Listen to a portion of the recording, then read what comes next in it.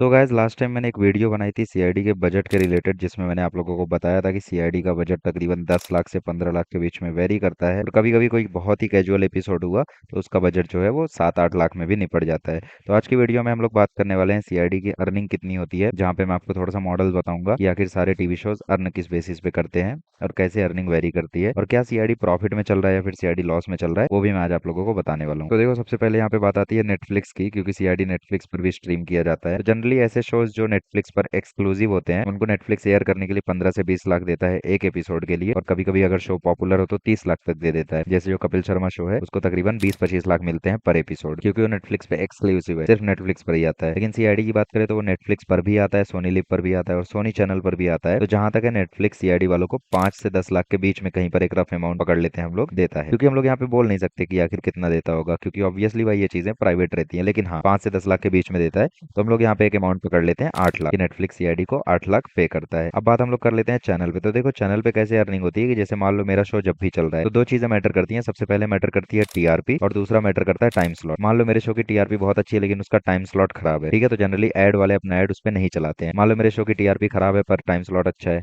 तो ऐड चलता है। तो फिलहाल सीआईडी की टीआरपी तो उतनी अच्छी नहीं है, लेकिन हाँ टाइम स्लॉट अभी भी अच्छा है, 7 बजे का है। पहले 9:30 था, वो भी प्राइम टाइम स्लॉट ही था। तो टीआरपी जब बहुत ज्यादा होती है तो 30 सेकंड के ऐड के लिए 7-8 लाख रुपए के करीब दिए जाते हैं। लेकिन फिलहाल सीआईडी की टीआरपी काफी ज्यादा खराब चल रही है, 0.4 की टीआरपी कुछ नहीं है। मतलब अब 7 बजे वाले टाइम स्लॉट पे क्या पता टीआरपी 0.5 जाए, लेकिन वो भी कुछ खास नहीं है। तो उस समय 30 सेकंड के लिए तकरीबन 2 से 2.5 लाख रुपए दिए जाते हैं सीआईडी को। तो हम लोग एक रफ अमाउंट पकड़ लेते हैं 2 लाख का, कि सीआईडी को 2 लाख रुपए दिए जाते हैं पर 30 सेकंड के ऐड के लिए, ठीक है। अब देखो, ऐड का टाइम तकरीबन 16 मिनट होता है, जिसमें से जनरली तो आप लोग ऐड में देखते होगे कि उन लोग बाकी शोज का ऐड चलाते हैं, तो एक तरीके से बाकी शो का ही प्रमोशन करते हैं, तो ऐड तो बहुत ही ज्यादा कम चलता है। तो ऐड टाइम हम लोग पकड़ लेते हैं कि भाई 6 मिनट है। तो 6 मिनट अगर ऐड चल रही है और 2 लाख 30 सेकंड का है तो यहाँ पे 24 लाख रुपए के करीब यहाँ पे ऐड टाइम से इनकी अर्निंग हो गई। अगर आप लोग 4 मिनट पकड़ोगे तो 16 लाख के करीब इनका ऐड से अर्निंग हो रहा है। लेकिन पूरे पैसे तो उन लोग नहीं रखते हैं ऑब्वियसली। 30% रुपए यहाँ पे प्रोड्यूसर को दिए जाते हैं, 30 से 40%, या शो बहुत ज्यादा अच्छा है तो 50% भी दे दिए जाते हैं। तो मान के चलते हैं कि 40% रुपए यहाँ पे प्रोड्यूसर को मिलते हैं। तो 16 लाख अगर इनकी अर्निंग है एड टाइम से सीआईडी वालों की, तो उसमें से तकरीबन 6,40,000, मतलब तकरीबन मान लेते हैं कि 7 लाख रुपए यहाँ पे प्रोड्यूसर का शेयर बन जाता है। और उसके बाद सीआईडी वाले प्रमोशन करते रहते हैं शो के अंदर ही।